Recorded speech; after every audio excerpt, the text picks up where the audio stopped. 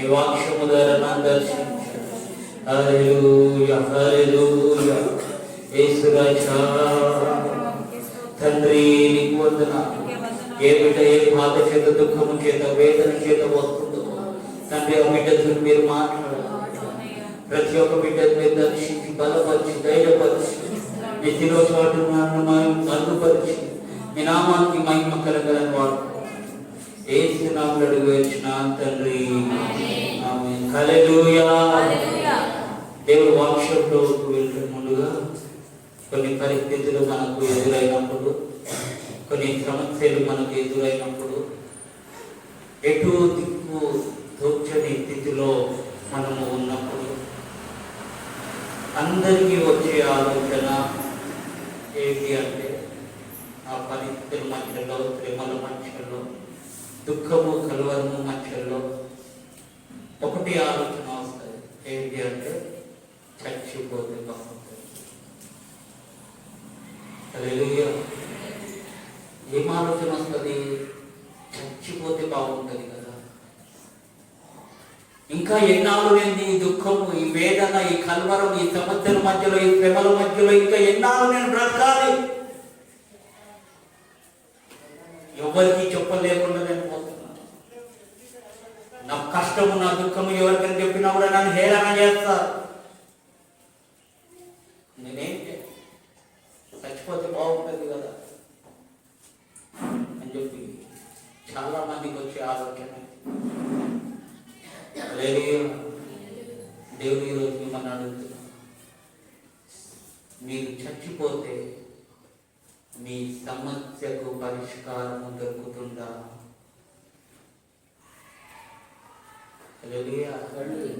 చచ్చిపోతే సమస్యకు పరిష్కారం దొరుకుతుందా? దొరకదు. ఈ భూలోకంలో దేవుడు మనల్ని ఒకేసారి జన్మింపజేశాడు. ఒకటేసారి మరణం. ఏదో అది సికింద్రాబాద్ కాదు. చచ్చి లేదు, వచ్చి పోతా అన్నట్టు చచ్చిపోతా అంటారు ప్రతి ఒక్కరు. లేదుగా అలాగే దేవుడు భక్తులు బైబిల్లో కూడా అందరూ ఆ విధంగా అన్నారు. దేవుడు వారిని ఇంకా బలపరిచి ధైర్యపరిచి ముందుకు కొనసాగింపజేశాడు. హల్లెలూయా. దేవుడు వాక్యాన్ని మనం గమనించినట్లయితే మత్తయి సువార్త 4వ అధ్యాయము 15వ వచనం.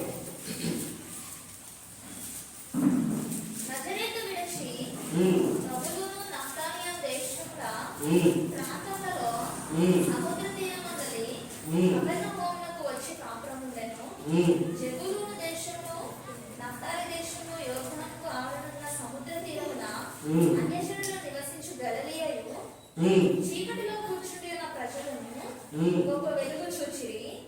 మరణ ప్రదేశంలోను మరణ ఛాయలోను కూర్చుండి ఉన్న వారికి వెలుగు ఉదయించను అని ప్రవక్త అయిన యెషయా ద్వారా పలకబడినది నెరవేరినట్లు ఇలాగ జరిగేను. హల్లెలూయా.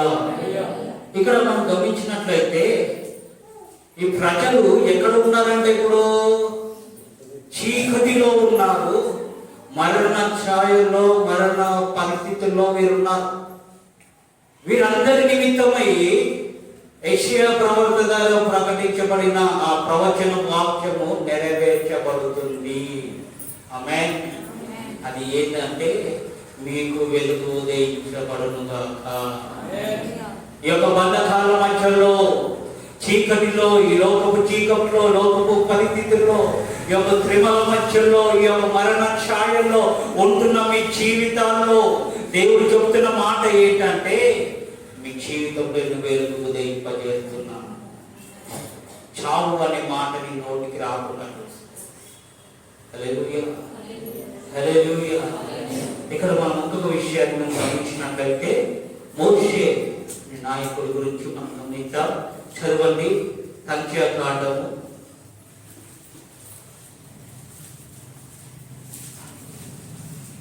11వ అధ్యాయము 14వ వచనం. ఈ సమస్త ప్రజలను ఒంటరిగా మోయన ఆవరణ కాదు, అది నేను భరింపలేని భారము. నీవు నాకిట్లు చేయదలిచిన ఎడల నన్ను చంపుము, నా మీద మీద నీ కటాక్షము వచ్చిన ఎడల నేను నా బాధని చూడకుండానట్లు నన్ను చంపుము. హల్లెలూయా. ఇక్కడ మోషే గారు ఏమని అడుగుతున్నారు దేవుడు? అయ్యా, ఈ ప్రజలను నడిపించలేను నేను, ఈ ప్రజలను నేను పరిపాలించలేను, ఈ ప్రజలు పెట్టే హింసలు, ఈ ప్రజలు పెట్టే శ్రమలు, హింసలు, ఈ ప్రజలు పెట్టే బాధ నేను భరించలేకపోతున్నాను. ఒకవేళ నేనే ఈ ప్రజల్ని నడిపించాలని చెప్పి నువ్వు అనుకుంటే నన్ను చంపే. ఒకవేళ నేనే ఈ ప్రజల్ని నడిపించాలి, ఈ ప్రజల్ని నేనే ఇంకా గమ్యం వరకు చేర్చాలి, ఈ ప్రజల్ని ఇంకా నేను ముందుకు కొనసాగింపజేయాలి అని చెప్పి నువ్వు అనుకుంటే నన్ను చంపేయాలి. మోషే గారు చేస్తున్న ప్రార్థన. హల్లెలూయా. అలాంటి పరిస్థితి ఎందుకు వచ్చింది? ఒక నాయకుడు ఆయన, ఒక మందని కాపాడే నాయకుడు, మందని రక్షించే నాయకుడు, మందని నడిపించే నాయకుడు ఆయన.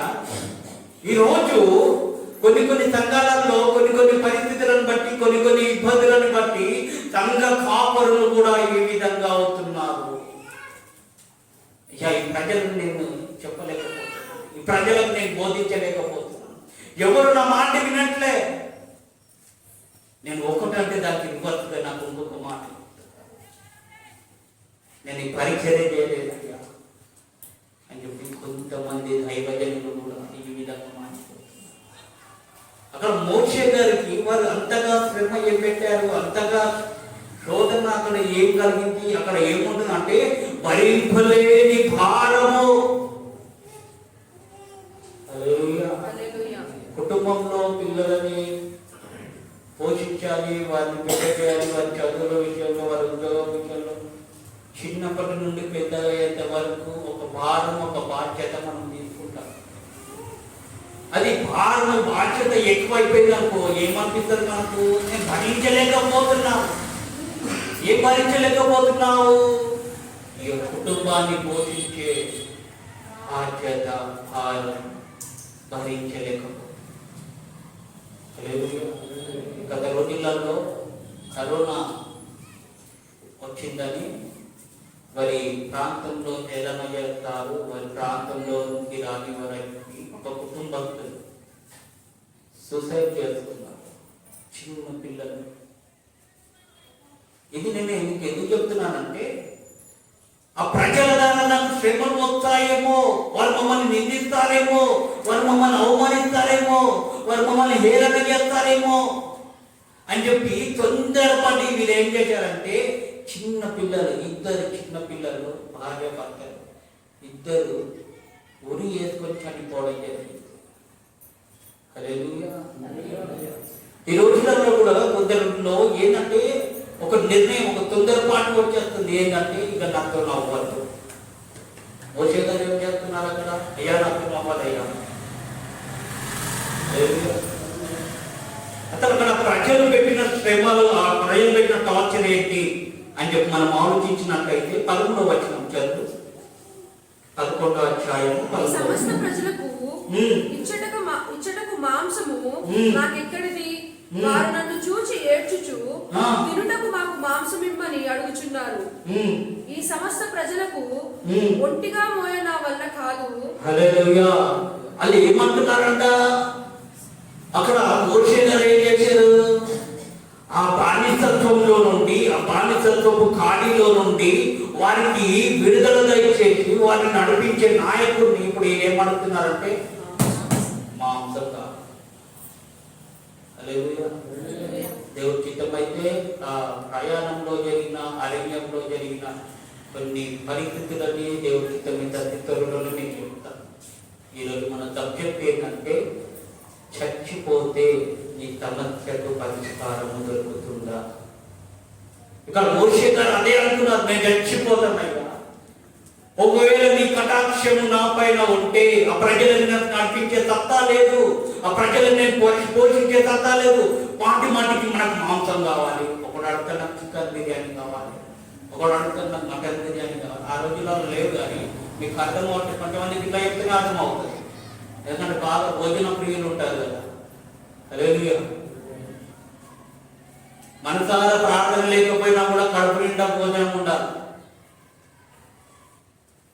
10 నిమిషాలు ప్రార్థన చేయకున్నా కూడా ఏమి ఉండాలా? ముక్కలు లేని ముద్ద దిగదు. అక్కడ ఉన్న ప్రజల పరిస్థితి కూడా అదే. ఏం కావాలి మాకు ఇప్పుడు? మాంసం. లేదు, మాంసం ఎక్కువ తింటే కోపం వస్తుంది, తర్వాత హార్ట్ అటాక్. జాగ్రత్త, మాంసం తినేవాళ్ళు కొద్దిగా అదుపులో ఉండి తినండి. హల్లెలూయా. ఇక్కడ చూసినట్టయితే ఆ ప్రజలని నడిపించే నాయకుడికే ఇలాంటి పరిస్థితులు ఎదురయ్యాయి కదా. అలాంటి సమయంలో దేవుడు మోషేకు తోడై ఉండి, మోషే నువ్వు భయపడకు, ఈ ప్రజలని నడిపించే శక్తి సామర్థ్యాన్ని నేను నీకు అనుగ్రహిస్తాను. హల్లెలూయా. ఈ ప్రజలు నీ మాట వినట్లేదని బాధపడుతున్నావా? నేను శ్రమ పెడుతున్నాను బాధపడుతున్నావా? నేను ఇబ్బంది పాలు చేస్తున్నానని బాధపడుతున్నావా? ఇది భరింపలేని భారం అని చెప్పి నువ్వు కృంగిపోతున్నావా? మోషే, నేను నీ పక్షంగా ఉన్నాను, నీకు తోడుగా యెహోవాని నియమించిపోతున్నాను. నీ ద్వారా నేను ఎన్నో అద్భుత కార్యాలు చేస్తాను, ఎన్నో ఆశ్చర్య కార్యాలు చేస్తాను. నేను ఒక దిశలో, ఒక రీతిగా నేను వాడుకోవాలని ఒక ఉద్దేశం, ఒక తలంపు, ఒక ప్రణాళిక నీ పట్ల ఉంది మోషే. నువ్వేంటి తొందరపడి నిర్ణయం తీసుకుంటున్నావు? తొందరపడకూడదు.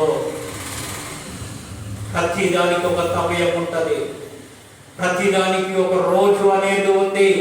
ఆ రోజులో దేవుడు మనకి ఒక చేయబోతాడు. మన దుఃఖాన్ని దేవుడు సంతోషంగా మార్చబోతాడు. ఇక సావే నా శరణం, చచ్చిపోతే ఇక నేను అంతే అయిపోతుంది, ఈ టెన్షన్ గా ఉండగల అని చెప్పి నువ్వు అనుకుంటున్నావేమో. నువ్వు చనిపోయిన తర్వాత నీ కుటుంబస్తులు ఆ శ్రమలు, బాధలని కృంగిపోతూ ఉంటారు. ఏదైనా చేయించాలి. ఆమేన్. ఈ శ్రమలని, ఈ శోధనలు జయించాలి. మోషే గారిని దేవుడు ఆ విధంగా బలపరచగానే దేవుడి సన్నిధిలో నుండి దేవుడి అభిషేకము పొందుకొని దేవుడి పరిచర్యలో ఆ మందని మోషే నడిపించాడు. హల్లెలూయా. మోషే పట్ల దేవుడు ఉన్న ప్రణాళిక. ఇంకొక విషయాన్ని మనం గమనించినట్లయితే మొదటి రాజులు 19వ అధ్యాయము 4వ వచనం.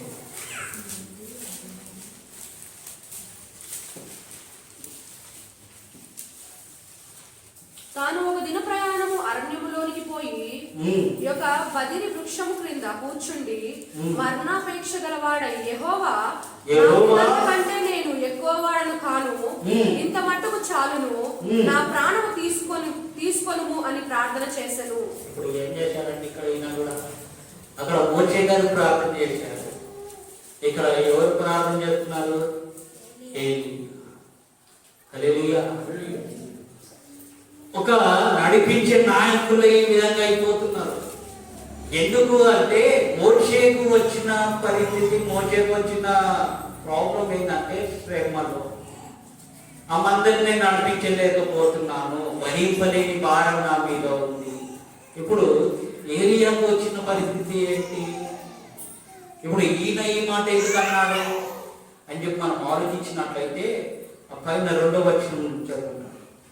19వ అధ్యాయము 2వ. ఒక దూత చేత ఏలియాకు ఈ వర్తమానం పంపించెను, రేపు ఈ వేళకు నేను నీ ప్రాణమును వారిలో ఒకని ప్రాణం వలె చేయని ఎడల దేవుడు నాకు గొప్ప అపాయము కలగచేయును గాక. కాబట్టి అతడు ఈ సమాచారము తెలుసుకొని లేచి తన ప్రాణము కాపాడుకొనుటకై పోయి యూదా సంబంధమైన బేర్షెబాకు చేరి అచ్చట ఉండుమని తన దాసునితో చెప్పి. ఇక్కడ యెజెబెలు రాణి గారు ఏలియాని ఏం చేయడానికి చూస్తున్నది? చంపాలి. ఆమె ఆ రాణి గురించి మనం గమనించినట్లయితే అనేక ప్రవర్తలని, అనేక మందిని చంపిన ఆమె, హతము చేసిన ఆ రాణి ఈ యొక్క ఏలియాని చంపాలి అని చెప్పి ఉద్దేశము కలిగి ఉన్నదని చెప్పి అది గ్రహించిన ఏలియా ఏం చెప్తున్నప్పుడు భయం. ఏ భయము? ఆమె నన్ను చంపుతుంది. ఆమె నన్ను చంపుట కంటే, ఆమె చేతిలో నేను చనిపోవుట కంటే నా ప్రాణం నువ్వే తీసేయ్యా, నన్ను చంపేయ్యా హల్లెలూయా అని చెప్పి అక్కడ ప్రార్థన చేస్తున్నాం. ఈ రోజులలో కూడా మనం గమనించినట్లయితే కొన్ని భయాలు మనకు సంభవించగానే ఈయనకి ఎక్కడ భయం వస్తుంది? ఆమె చంపుతుందేమో అని భయం, యజబేలు దాన్ని చంపుతుందేమో అని భయం. ఆ భయం రాగానే ఇతడు ఈ నిర్ణయం తీసుకుంటున్నాడు. ఈ రోజు కొన్ని భయాలు మనల్ని వెంటాడుతున్నాయి, కొన్ని పరిస్థితులు మనల్ని వెంటాడుతాయి. మన శత్రువులు మనపైకి యుద్ధానికి వస్తున్నారంటే ఒక భయము.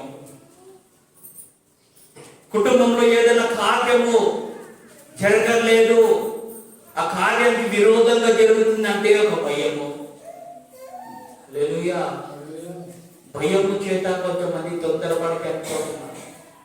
కొంతమంది స్టూడెంట్స్ విషయంలో గమనించినట్లయితే సబ్జెక్ట్ లో ఫెయిల్ అయ్యారంటే ఇంటికి వెళ్తే మా నాన్న నన్ను కొడతాడేమో,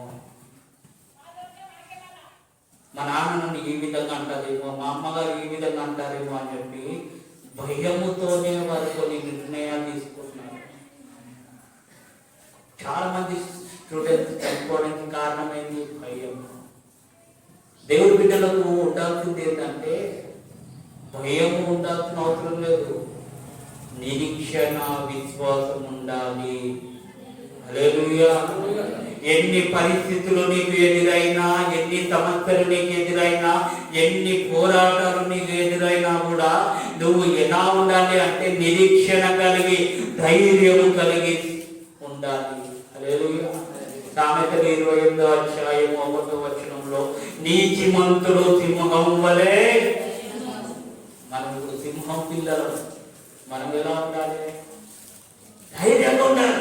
వస్తాయి పరిస్థితులు, వస్తాయి సమస్యలు, వస్తాయి ఇబ్బందులు, వస్తాయి విరుకులు, వస్తాయి అవమానాలు, నిందలు మనకు ఎదురవుతాయి. భయపడనక్కర్లేదు, నా దేవుడు నా పక్షంగా ఉన్నాడు. హల్లెలూయా. నా దేవుడు నాతో ఉన్నాడు, నా దేవుడు నా జీవితంలో కార్యం చేస్తాడని ఒక ధైర్యం కలిగి మనం ముందుకు కొనసాగాలి. మన ఆత్మీయ జీవితంలో అర్థమవుతుందా? భయపడితే సమస్యకు పరిష్కారము దొరకదు, చచ్చిపోతే నీ సమస్యకు పరిష్కారము దొరకదు. ఏదైనా ఏదున్నా దేవుని పక్షంగా ఉన్నాడు అని ఒక ధైర్యం కలిగి ముందుకు కొనసాగాలి. దేవుడు నీ పట్ల ఉన్న ఉద్దేశాలని, అతనికి ఉన్న ప్రణాళికల్ని దేవుడు నెరవేరుస్తాడు. ఆమేన్. హల్లెలూయా. హల్లెలూయా. ఇక్కడ మనం గమనించినట్లయితే 10వ వచనంలో, 19వ అధ్యాయము 10వ వచనంలో అతడు ఇశ్రాయేలు వారిని నిబంధనను త్రోసివేసి నీ బలిపీఠము పడగొట్టి నీ ప్రవక్తలను ఖడ్గము చేత హతము చేసిరి. సైన్యముల అధిపతియగు దేవుడనగు యెహోవా కొరకు ఆ రోషము గలవాడనై నేను ఒక్కడను మాత్రమే మిగిలి ఉండగా వారు నా ప్రాణము కూడా తీసివేయుటకై చూచుచున్నారని మనవి చేశాను. హల్లెలూయా. ఇప్పుడు ఇక్కడ ఈ వాక్యంలో మనం గమనించినట్లయితే వారు నా ప్రాణమును తీయుటకై చూచుచుండెను. ఎందుకు? ఈయన మహారోషము గలవాడు. ఎక్కడ రోషం గలవాడు అంటే దేవుడిలో. ఆమేన్. ఈరోజు మన రోషం ఎక్కడ, మన పౌరుషం ఎలా ఉండాలి? దేవుడి కొరకు నువ్వు ఏదైనా సాధించే బిడ్డగా నువ్వు ఉంటున్నావా అని కుమార్ గారు ఒక పాట వాడు. రోషము కలిగిన క్రైస్తవుడా ఇక లేవు.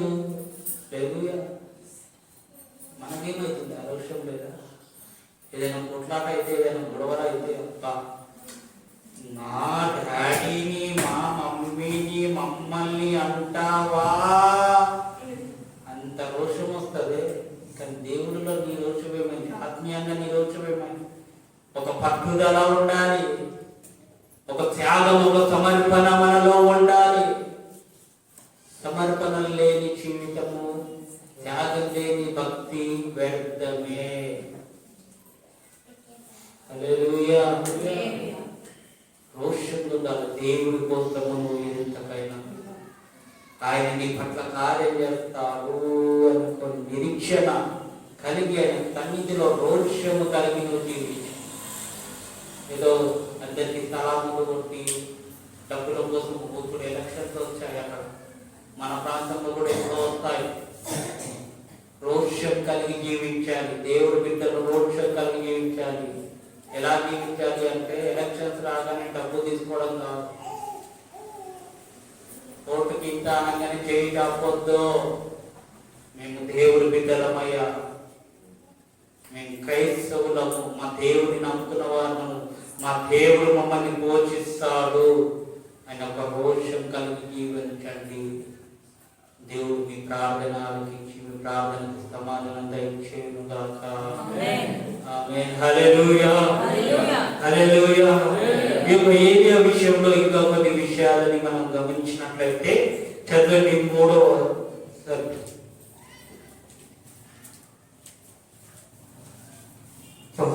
అధ్యాయం 19వ అధ్యాయం 2వ వచనం మళ్ళీ చదవమ్మా.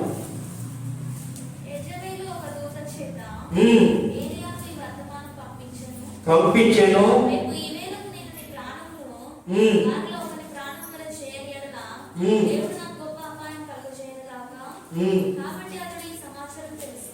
కాబట్టి అతడు ఈ సమాచారము తెలుసుకొని లేచి తన ప్రాణమును ఇప్పుడు ఏం చేశాడంట?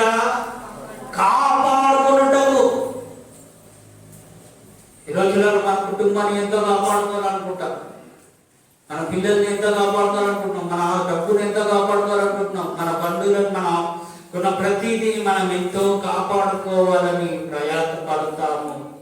కానీ అది దేవుడు చిత్తంలో లేకపోతే మనము దాన్ని ఎంత కాపుదల పెట్టినా కూడా వ్యర్థమే. హల్లెలూయా. ఇక్కడ మనం గమనించినట్లయితే ఈయన తన ప్రాణంను, ఏలియా గారు తన ప్రాణాన్ని కాపాడుకున్నట్టకై ప్రయాసపడ్డారు. చివరికి ప్రయాసంలో, ప్రయాణంలో అలసిపోయి ఏమంటున్నాడు? అయ్యా, ఇక నాతో నవ్వదయ్యా, నన్ను చంపే. ఆత్మీయ ప్రయాణంలో కూడా శోధనలు, శ్రమలు వస్తాయి. అందులో నువ్వు ఏ విధంగా ఉంటున్నావు? ఆత్మీయంగా ఉన్నప్పుడు కూడా వస్తాయి. పరిస్థితులు మనల్ని ఎదుర్కొంటాయి, సమస్యలు మనల్ని ఎదుర్కొంటాయి, ఇతరుల చేత మనల్ని గాయపరచబడిన మాటలు కూడా మనకు వస్తాయి. మన ప్రయాణం ఇప్పుడు ఎలా ఉంది? ఆత్మీయ ప్రయాణం. ఆయన ప్రయాణం చేస్తున్నప్పుడే అతను ప్రార్థన చేశాడు. ఈ యొక్క ఏరియా మరణపు రుచి చూడకుండా ఎత్తపడ్డారు. ఆమేన్.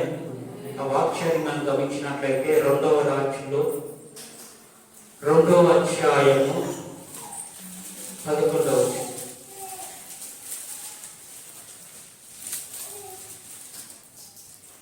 2వ రాజ్యంలో 2వ అధ్యాయం. ఇంకా వెలుచు మాట్లాడుచుండగా ఇదిగో అగ్ని రథములు అగ్ని గుర్రములను కనబడి వీరిద్దరిని వేరు చేసెను. అప్పుడు ఏలియా సుడిగాలి చేత ఆకాశమునకు ఆరోహణమాయెను. ఆకాశమునకు ఏమయ్యాడు? ఇప్పుడు హల్లెలూయా. ఒకవేళ ఆయన తొందరపడి అక్కడ నిర్ణయం తీసుకుంటే ఇప్పుడు దేవుడితో పాటు ఆయన రాజ్యంలో ఏలియా గారు ఉంటుండేనా? ఉండకపోయేవారు. హల్లెలూయా. ఈ యొక్క తొందరపడి ఆయన నిర్ణయం తీసుకోకుండా ఆయన సన్నిధిలో ప్రార్థించాడు. మనకు వచ్చిన పరిస్థితులను బట్టి కూడా మనం తొందరపాటు కలిగి నడుచుకోకూడదు. మొదటిగా ఆయన సన్నిధిలో ప్రార్థించు. అయ్యా, నాకు ఈ పరిస్థితి వస్తుంది, అయ్యా ఈ సమస్యలు వస్తున్నాయి, అయ్యా ఇంతగా నా కుటుంబం అవమానించబడుతుంది, ఇంతగా నా జీవితంలో కార్యం జరగట్లేదు, ఇప్పుడు నువ్వు ఏం చేస్తావు? సన్నిధిలో ప్రార్థిస్తే ఈ యొక్క ఏలియాని, మోషేని ఏ విధంగా దేవుడు జ్ఞాపకం చేసుకుంటావు, ఆ విధంగా నేను దేవుడు జ్ఞాపకం చేసుకుంటాడు. హల్లెలూయా. వాస్తవానికి చూస్తే మంచికి చచ్చిపోవాలి అని చెప్పి కోరిక ఎందుకు వస్తుందంటే కుటుంబ పరిస్థితులను బట్టి, ఆర్థిక పరిస్థితులను బట్టి, అనారోగ్యాన్ని బట్టి, కలుగుతున్న అవమానాలని బట్టి. హల్లెలూయా. ఈ భూలోకంలో మనం ఎంతగా శోధించబడతామో, ఎంతగా శ్రమ పెట్టబడతామో, అంతగా దేవుడు మనల్ని శుద్ధ సువర్ణంగా దేవుడు మార్చుతాడో. తొందరపడకండి. చావు, నేను చచ్చిపోతా పోతే మళ్ళీ వచ్చేది కాదు. హల్లెలూయా. ఏదేమైనా అంతం వరకు స్థిరంగా నువ్వు నిలబడి ఆయన సన్నిధిలో ప్రార్థించి నువ్వు జీవితము చెయ్యాలి. హల్లెలూయా. ఈ జీవితము చేయని వారు ఎవరంటే తిరిగి వాళ్ళు మాటి మాటలు నేను దొరుకుతా, ఏదో నేను వస్తా అన్నట్టు నేను దొరుకుతా, మాటి మాటికి కుటుంబంలో ఏదో చిన్న గొడవ ఏంటంటే నేను దర్శిపోతున్నా, అప్పుల బాధలు వచ్చినాయంటే దర్శిపోతాయి.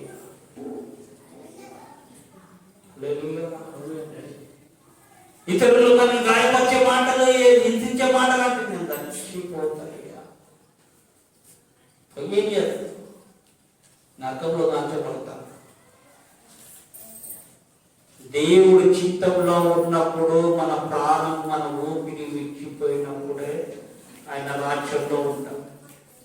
తొందరపడి మనం నిర్ణయం చేసుకొని, మన తొందరపడి నిర్ణయం ద్వారా మనము సూసైడ్ అటెంప్ట్ చేసుకున్నాం అనుకో, ఆయన రాజ్యంలో కనిపించాం. ఎక్కడ కనిపిస్తాము? నరకంలో కనిపిస్తాం. అక్కడ ఏముండదు. హల్లెలూయా. అక్కడ నువ్వు ఎంత ఫ్రీడమ్ ఉండాలనుకున్నా కూడా ఫ్రీడమ్ దొరకదు. అక్కడ పరలోక రాజ్యంలో ఫ్రీడమ్ ఉంటుంది. పరలోక రాజ్యంలో 1000 ఏళ్ల పరిపాలనలో నువ్వు సంచరిస్తావు, కానీ అక్కడ అగ్నిలో నువ్వు కాల్చబడుతున్నప్పుడు అగ్ని ఆరదు, పురుగు చావదు. తొందరపాటు అవసరం లేదు. పరిస్థితులు అనుకూలంగా లేకున్నా కూడా ప్రార్థన చేయాలి, విశ్వాసంతో ఉండాలి, దీర్ఘశాంతంతో ఉండాలి. ఈ రోజు లేకున్నా కూడా దేవుడు నా జీవితంలో రేపటి కార్యం చేస్తాను. ఒక నిరీక్షణ కలిగి ఉండండి. దేవుడు మోషేని బలపరిచినట్లు, ఏలియాని బలపరిచినట్లు నిన్ను దేవుడు బలపరిచి, ధైర్యపరిచి, స్థిరపరచునుగాక. ఆమేన్. హల్లెలూయా. ఇంకా థర్డ్ పర్సన్ గురించి మనం గమనించినట్లయితే, ఈ యొక్క పర్సన్ గురించి మనం ఆలోచిస్తే ఈయన నిర్ణయం ఒక టైప్ వెరైటీగా ఉంటుంది. హల్లెలూయా. ఏంటి అని మనం గమనిస్తే, యోనా 4వ అధ్యాయము 3వ వచనం.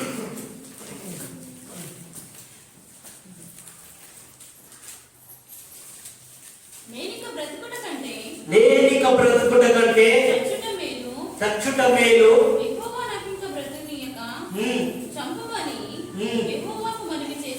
హల్లెలూయా. వీళ్ళదే ప్రార్థన మనకు అర్థమవుతుంది. అక్కడనేమో మోషే గారు నేను చచ్చిపోతానయ్యా, ఇక నాతో కాదు వీళ్ళని నడిపించడం అని. ఇక్కడనేమో ఏలియా గారు ఏమంటారు, అయ్యా ఆ చేతిలో పడడం కంటే, ఆమె చేతిలో పడడం కంటే, ఆమె చేతిలో నేను హతం అవడం కంటే నన్ను చంపేయ్యా అని చెప్పాయన.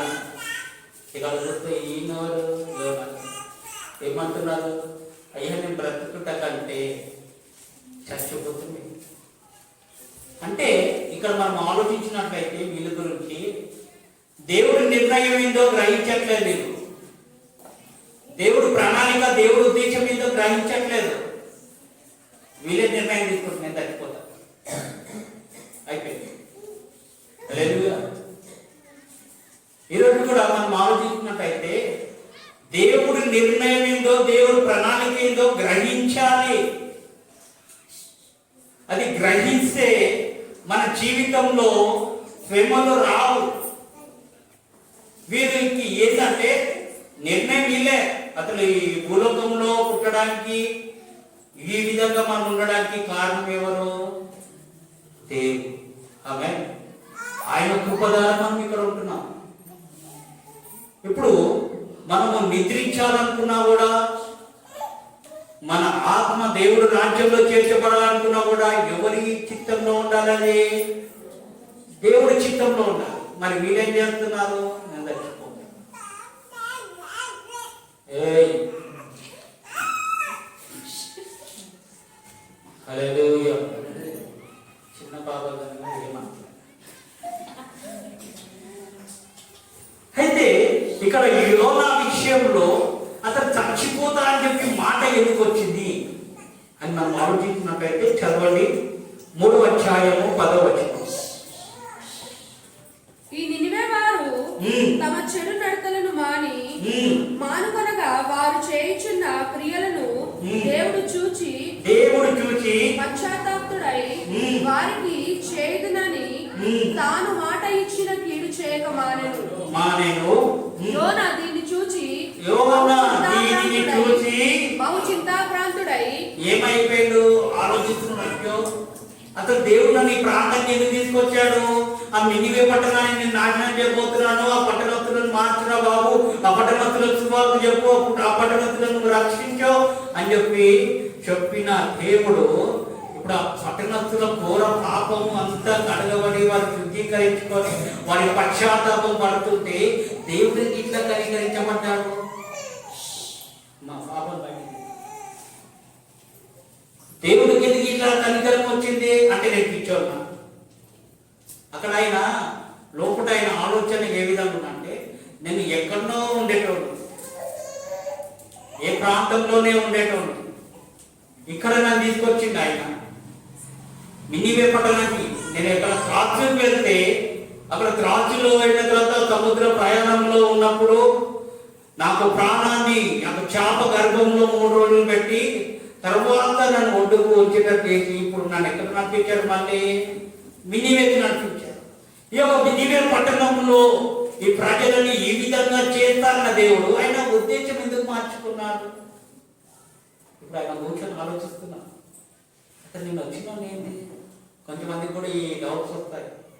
ఎంతో కష్టపడి వారి కుటుంబాల గురించి, ఎంతో కష్టపడి స్నేహితుల గురించి, ఎంతో కష్టపడి మనకు పరిచయం ఉన్న వాళ్ళకి ఎంతో సహాయం చేస్తాము. వారు చిన్న కీడు చిన్న మోతము మనకు చేస్తే ఎంత బాధ కలుగుతుంది. నేను ఇంతగా కష్టపడ్డా కదా, నా పిల్లల గురించి ఇంత కష్టపడ్డా కదా. ఈ రోజులలో యవ్వనస్తుల మంచి జీవితాలు తల్లిదండ్రులు చిన్నప్పటి నుండి కష్టపడి ఎంతో ప్రయాసముతో పెంచి పెద్దవారుగా చేసినప్పుడు చివరికి కొంతమంది యవ్వనస్తులు ఏం చేస్తున్నారంటే వారి తల్లిదండ్రులని బాధ పెట్టే బిడ్డగా ఉంటున్నారు. 19-20 సంవత్సరాలు కన్ను పెద్దగా చేసిన తల్లిదండ్రులు మర్చిపోయి ఏదో ముఖము తెలియని పనికి మానవాళ్ళని చూస్తుంది. అప్పుడు తల్లిదండ్రులకు ఎంత బాధ అనిపిస్తుంది, ఎంత కష్టపడి పెంచిన. ఈ కష్టం అంటే ఏదో తెలియకుండా పెంచిన వీళ్ళని ఈరోజు నా గుండెల మీద తన్నిపోయింది. హల్లెలూయా. యవ్వనస్తులారా మనబడుతున్న వారు మరి ఆ విధంగా ఉండకూడదు. తల్లిదండ్రులకు విధేయత కలిగి మనం నడుచుకోవాలి. ఇక్కడ యోనా బాధ ఏంటంటే నేను ఇంత ప్రయాసపడి ఇంతగానం చెప్పినా కూడా దేవుడు వారిని ఆ విధంగా చంపుతారు, ఆ విధంగా ఉగ్రత దిగి వస్తుంది అని చెప్పినా కూడా మళ్ళీ మీరు ఎందుకు కనికరించారు? దేవుడు చిత్తానికి విరోధంగా ఆలోచించి ఇప్పుడు ఏమంటున్నాడంటే ఇంతకు 4వ వచనం 3వ వచనం నేనిక బ్రతుకుట కంటే చచ్చుట మేలు యెహోవా నన్నిక బ్రతుకనీయక చంపుమని యెహోవాకు మనవి చేసెను.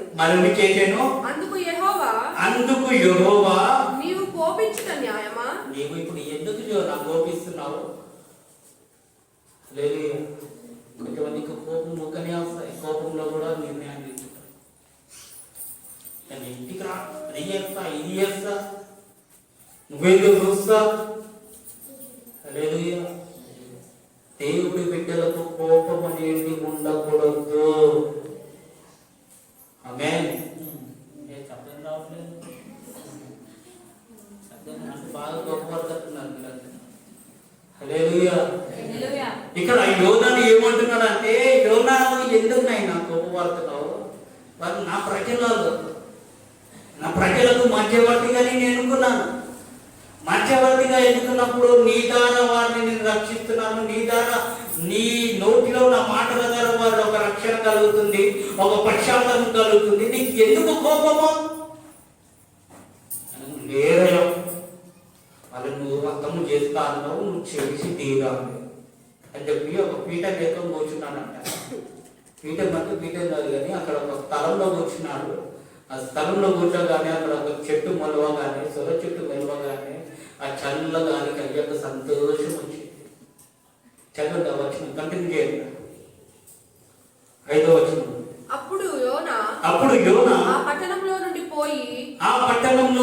పోయి దాని తూర్పు తట్టున బస చేసి ఏం చేశాడంట? బస చేసి అచ్చట పందిరి ఒకటి వేసుకొని ఒక పందిరి వేసుకుంటారు అయ్యగారు. పట్టణమునకు ఏమి సంభవించునో చూచదనని. ఇప్పుడు ఏం చేస్తుండో చూస్తుండో, ఏం చేస్తుండో దేవుడు చూద్దాం. హల్లెలూయా. కొంతమందికి వాళ్ళ శత్రువుల మీదే కళ్ళు ఉంటాయి. యశోదలో చూద్దాం, వీళ్ళ కుటుంబం ఎట్లయితుందో చూద్దాం, వీళ్ళ జీవితం ఎట్లయితుందో చూద్దాం. నన్ను అంటారా?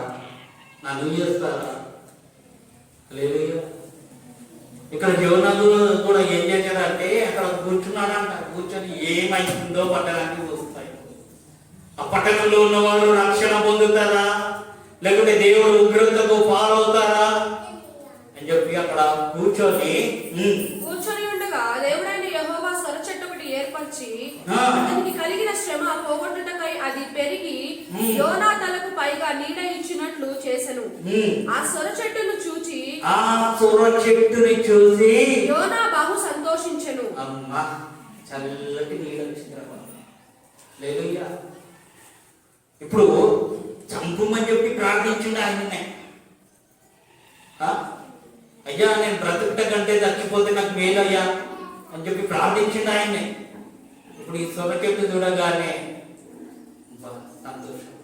లేదు, కొంతమందికి సాధారణంగా కొన్ని ఆకర్షణీయమైన కొన్ని వస్తువులు, కొన్ని కార్యాలు, కొన్ని చేయగానే జీవితం ఏంటంటే సంతోషం. ఇక నేను రావాలని బతికే ఉంటా.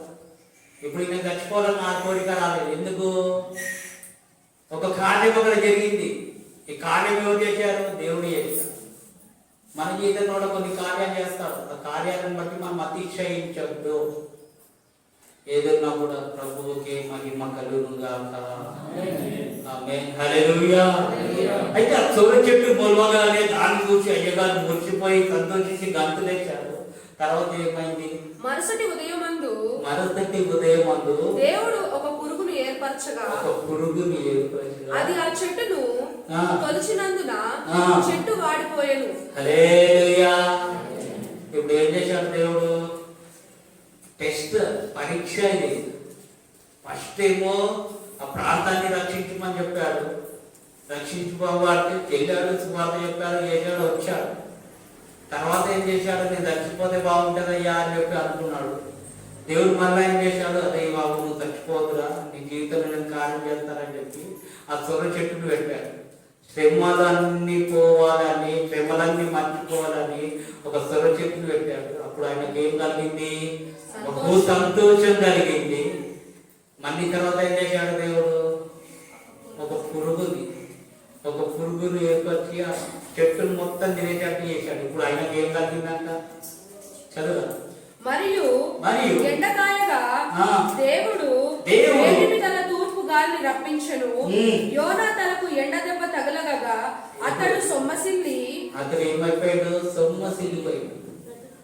ఇక్కడ యోనా విషయంలో మనం 2 విషయాలను గమనించాలి. మొదటిగా దేవుడు ఆశీర్వాదాన్ని యోనా జీవితంలో కలగజేశాడు. రెండోదిగా పరీక్షల్లో దేవుడు యోనాని నిలబెట్టాడు. హల్లెలూయా. ఈ రోజు అలాంటి సమస్యలు మనకు ఎదురవుతున్నాయి. ఒకనొక రోజు ఆశీర్వదించబడిపోతున్నాము, దీవించబడబోతున్నాం, గొప్పగా చేయబోతాం. మరుసటి రోజున శ్రమలు మనకు ఎదురవుతాయి. నువ్వు దేవుడు ఆశీర్వాదించినప్పుడు ఏ విధంగా సంతోషంగా ఉన్నావు? నీ జీవితంలో కష్టాలు, శ్రమలు, నిందలు, అవమానాలు వచ్చినప్పుడు కూడా ప్రభువుకే మహిమ కలుగుగాక అని సంతోషంగా ఉండాలి. హల్లెలూయా. తొందరపాటు నిర్ణయం అవసరం లేదు. యోబుకు జీవితంలో ఎన్నో శ్రమలు, ఎన్నో పరిస్థితులు ఎన్నో ఎదురైనా కూడా, ఏ స్థితిలో ఉన్నా కూడా, ఏ పరిస్థితిలో ఉన్నా కూడా, నా కుటుంబము, నా పిల్లలు, నాకున్న ఆస్తులు ఏమైనా కూడా యెహోవాకే స్థితి కలుగునుగాక. దేవుడి బిడ్డల నోటకి వచ్చాల్సి రావాల్సిన మాట ఇదే. చావు అనే మాట రావద్దు. సస్యని సమస్యకు పరిష్కారం దొరకదు. బ్రతికిండి చేయించి చూపెట్టాలి. నువ్వు బ్రతుకుండాలి అంటే ఆయన సన్నిధిలో ప్రార్థించు. నీ సమస్యలు తొలగిపోవాలంటే కన్నీళ్లు కావచ్చు. నీ ఇబ్బందుల నుండి విడుదల కావాలంటే ఆయన సన్నిధిలో ఆయన పాదాలను పట్టుకొని భోజనాలు. ఆ నినివే పట్టణస్తుల ప్రజలని దేవుడు రక్షించిన దేవుడు వారి ఘోర పాపంగా ఉన్నప్పుడు దేవుడు తీర్మానం ప్రణాళిక ఏంటంటే ఆ పట్టణస్తుల ప్రజలను నేను ఏ విధం చేతైనా అంతము చేస్తాను చెప్పుకున్న దేవుడు వారి పశ్చాత్తాపాన్ని చూసి యెహోవా బాధపడ్డాడు. ఈ ప్రజలను ఇంత మంచి వాళ్ళని నేను చెప్పాలనుకున్నాను. ఈరోజు కూడా మనకు ఎదురయ్యే పరిస్థితులను బట్టి మనం బాధపడద్దు, దుఃఖపడద్దు, కృంగిపోవద్దు. ఉన్న సమస్యలని బట్టి అతిశయించాలి. ఆమేన్. దేవుడు నా జీవితంలో కార్యం చేస్తాడు. నీకు ఆరోగ్యంగా బలహీనంగా యోగ జీవితంలో ముళ్ళుంది, ముళ్ళును బట్టి ఆయన అతిశయించాడు. ఆ బలహీనతని బట్టి అతిశయించాడు. అయ్యా నీ కృప నాకుంటే చాలు, నీ సన్నిధి నాకుంటే చాలు, నీ తోడుంటే చాలయ్యా. పాట వాడతాం కదా, నీ మాట చాలయ్యా, నీ చూపు చాలయ్యా, నీ తోడు చాలయ్యా, నీ నింద చాలయ్యా, నీ ఉంటే చాలు నాకు ఏసయ్యా, నీ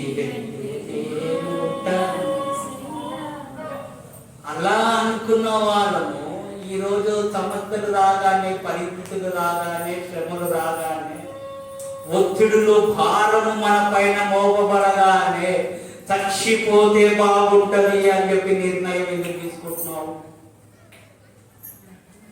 ఎందుకు తీసుకుంటున్నాను?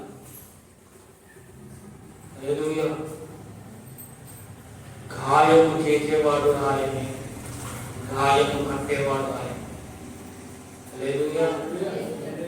కాబట్టి ఆయన సన్నిధిలో ఒక నిరీక్షణ కలిగి ఉందాము. చివరిగా ఒక మాట చెప్పి నేను ముగిస్తాను.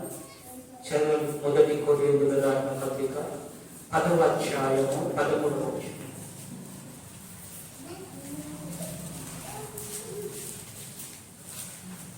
సాధారణముగా మనుషులకు కలుగు శోధన తప్ప మరి ఏదియూ మీకు సంభవింపలేదు. దేవుడు నమ్మదగిన వాడును, మీరు సమీపదగినంత కంటే ఎక్కువగా ఆయన మిమ్మల్ని శోధింపబడనీయడు. అంతేకాదు సమీపగలుగుటకు ఆయన శోధనతో కూడా తప్పించుకునే మార్గమును కలుగజేయును. హల్లెలూయా.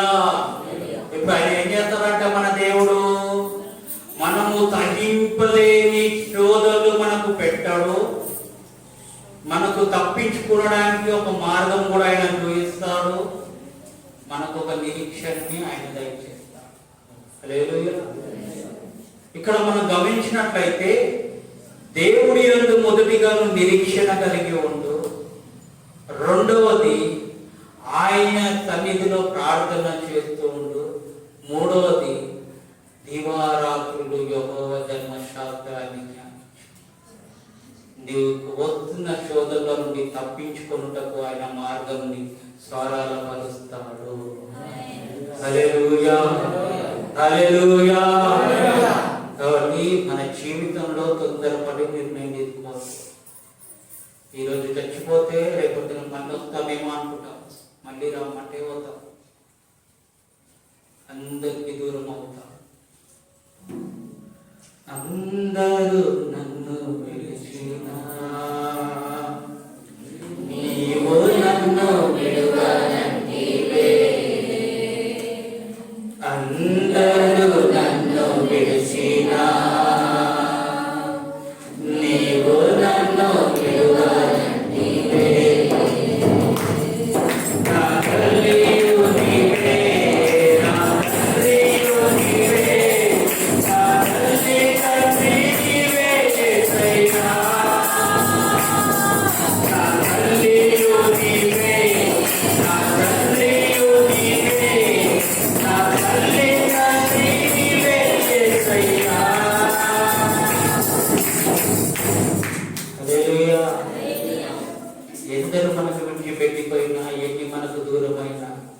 రోగం మనకు వచ్చినా, వ్యాధులు మనకు వచ్చినా, బలహీనతలు మనకు వచ్చినా, నిందలు వచ్చినా ఆయన మనల్ని విడువడు.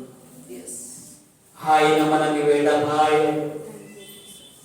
ఆయన హస్తపు నీడలో మనల్ని భద్రపరుస్తాడు.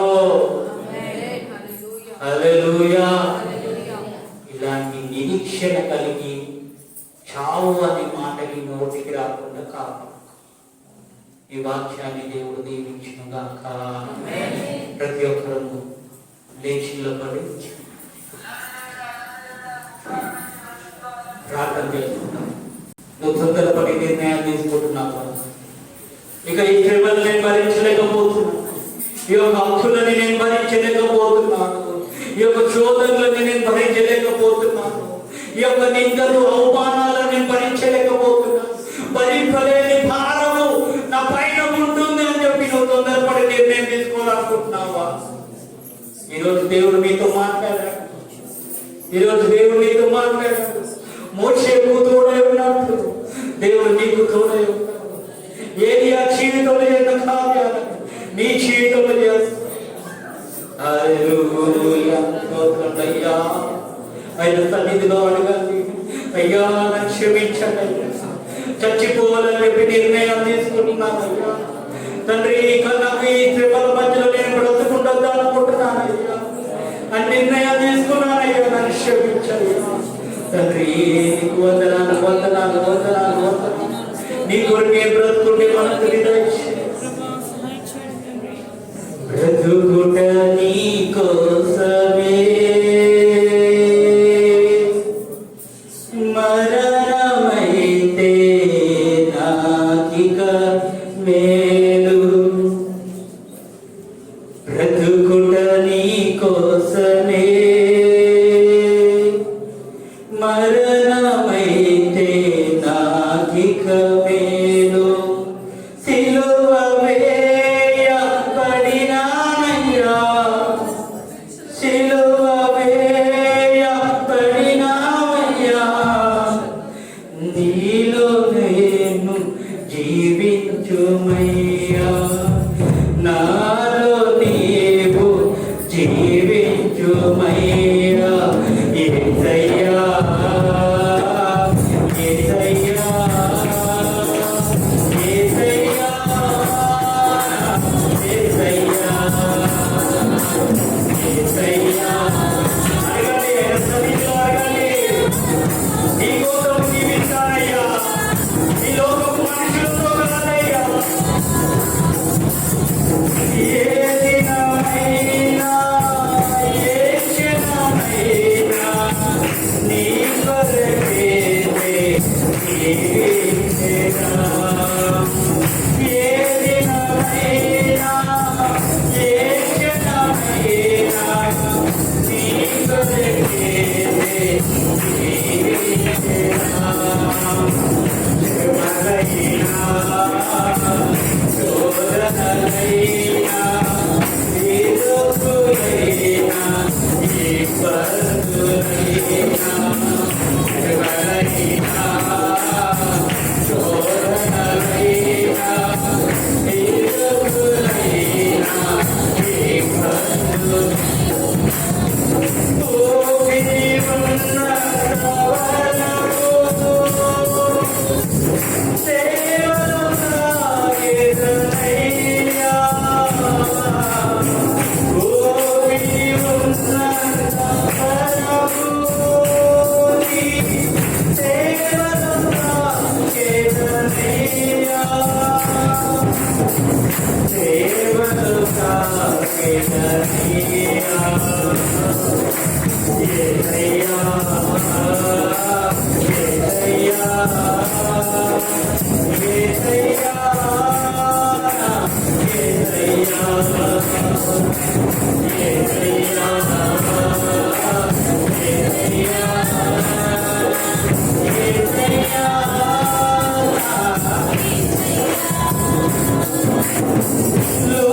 లోకములోన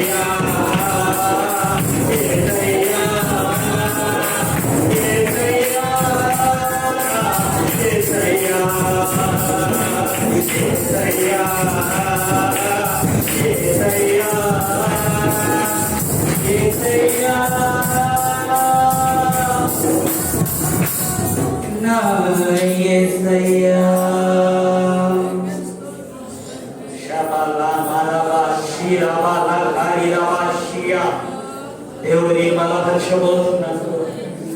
ఈ పరిస్థితుల్లో నుండి ఆయన విడుదల దయచేసి ఆదరణకర్తగా ఆయన నీకు తోడైంది.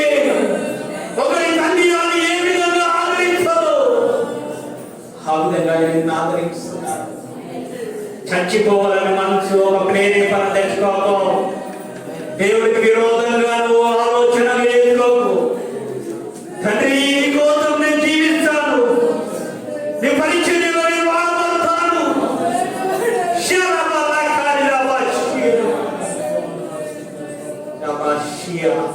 తండ్రి నీకు వందనాలు, స్తోత్రం. చెప్పబడిన వాక్యం నిమిత్తమై మన మధ్యలో ఉన్న తండ్రి ప్రార్థన చేస్తారు. కాస్త ముందుకు రండి. ప్రతి ఒక్కరు ఆయన తల్లిలో తండ్రి నీకు వందనాలు వందనాలు వందనాలు వందనాలు. యేసు యేసయ్యా తండ్రి పాదాలకు స్తోత్రమయ్యా స్తోత్రమయ్యా.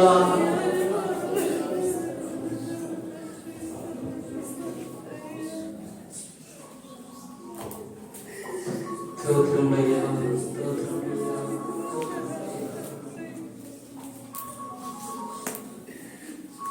యేసు నీ పాదాలకు స్తోత్రం స్తోత్రం. చేయండి చేయండి ప్రార్థన. మహాపరిశుద్ధుడా, ప్రేమగల మా ప్రభువా, అవునయ్యా. దయగల తండ్రి, ఈ ఉదయకాల సమయంలో ప్రభువా నీకు వేలాది వందనాలు, వేలాది స్తోత్రములు నాయన. అయ్యా, ఇంతవరకు మమ్మల్ని కాపాడి అయ్యా మమ్మల్ని రక్షించి అవునయ్యా. కుటుంబంతో కూడా ఆయన మంచి ఆరోగ్యాలు ఇచ్చిన దేవుడు నాయన. స్తోత్రమయ్యా. నీకు ఏమిచ్చి మేము రుణం తీర్చుకోలేము నాయన. అవునయ్యా. అయ్యా, మేము ఎన్నోసార్లు తప్పిపోయినా కానీ ప్రభువా తండ్రి మా గురించి మీరు ఎంతో ప్రేమ కలిగి గాలి కలిగి నాయన అవునయ్యా. నా బిడ్డలు ఇంకా మారుతారని ఎంతో ఓర్పుతో ఉన్నాం ప్రభువా. అవును ప్రభు. నీలాంటి ఓర్పు, నీలాంటి సహనం, నీలాంటి గాలి నాయన మాకు కొంచెమైనా దయచేయి ప్రభువా. వందనాలు ప్రభువా. అయ్యా, నీ ప్రేమ కలిగి మేము జీవించడం సహాయం చేయండి అవును ప్రభు. అయ్యా. నీలాంటి జీవితాలు మాకు అందరికీ దయచేయండి అవును ప్రభువా. అయ్యా. నీలో ఉన్నవాడు నాయన, మాలో ఉన్నవాడు నీవే నాయన. అవును. మాలో ఉన్నవాడు గొప్పవాడని నాయన. నాయన మిమ్మల్ని స్తుతించి ఆరాధించి ప్రభువా మా దేవుడు గొప్ప దేవుడని నాయన మేము నాయన నీకు చెప్పుకునే సహాయం చేయండి. సహాయం చేయి. అవును నాయన, చెప్పబడిన వాక్య ప్రకారంగా నాయన మా హృదయాల్లో భద్రపరుచుకుని ప్రభువా. అవునయ్యా. అవును నాయన, నీ కోసం మేము నాయన ఈ కోసం మేము చనిపోవాలి కానీ ప్రభువా అవును ప్రభు. మా కోసం, మా పనుల కోసం, మా బ్రతుకుల కోసం మేము విసిగిపోయి నాయన అవును ప్రభు. మాకు ఎన్ని బాధలు వచ్చినా, ఎన్ని కష్టాలు వచ్చినా, ఎన్ని శోధనలు వేదనలు వచ్చినా కానీ ప్రభువా అవునయ్యా. నాయన వాటన్నింటినీ ఎదుర్కొని ప్రభువా తండ్రి మా దేవుడు ఉన్నాడు, మాకు పర్వాలేదు, మా దేవుడు మమ్మల్ని రక్షించగలడు, ఈ బాధల నుండి, శోధన నుండి, సమస్య నుండి విడిపించగలడని నాయన నిరీక్షంతో, విశ్వాసంతో నాయన ముందుకు సాగడం సహాయం చేయండి.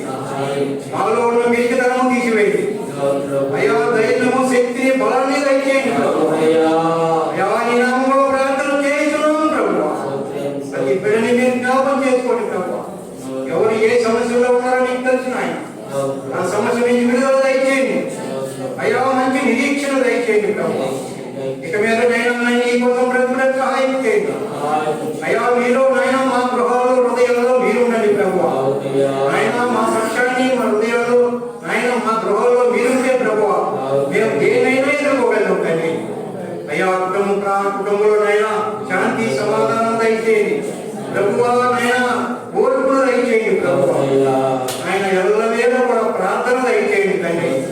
కుటుంబమంతా కూడా నీ కోసం ఆయన నీకు చూపించి ప్రతి క్షణం కూడా నేను ఆరాధించి ప్రభు మా దేవుడు నన్ను నిరీక్షంతో బతుకు సహాయం చేయండి.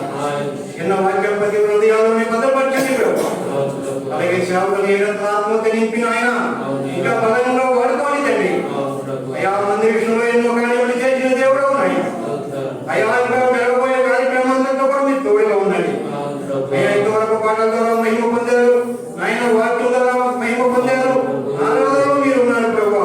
మీరే సహాయం చేసి మరి ముఖ్యంగా మా కుటుంబాల్లో మీరుండి ప్రభా, మా హృదయాల్లో మీరుండమని ప్రభా.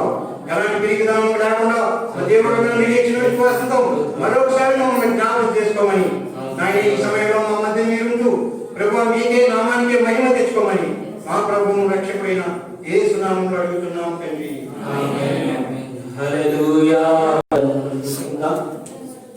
స్తోత్రం స్తోత్రం స్తోత్రం స్తోత్రం. మహోన్నతుడ సర్వోన్నతుడ కృపగల దేవ, కృపా సత్య సంపూర్ణుడ తండ్రి, ఇంతవరకు మీరు మమ్మల్ని జీవ సంఖ్యలో కాపాడి రక్షించి మీ అమూల్యమైన కృపలో భద్రపరిచినపై నీకు వందనాలు తండ్రి.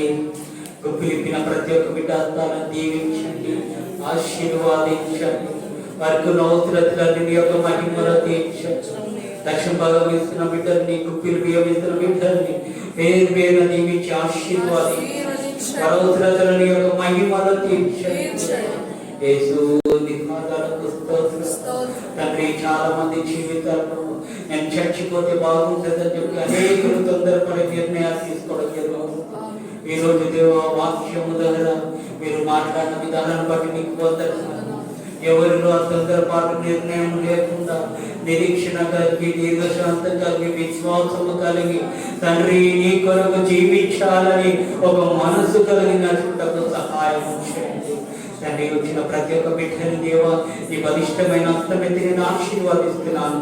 ప్రతి ఒక్క బిడ్డని నామములో ఆశీర్వదించబడునుగా, దీవించబడునుగా, వర్ధిల్లింపబడునుగా.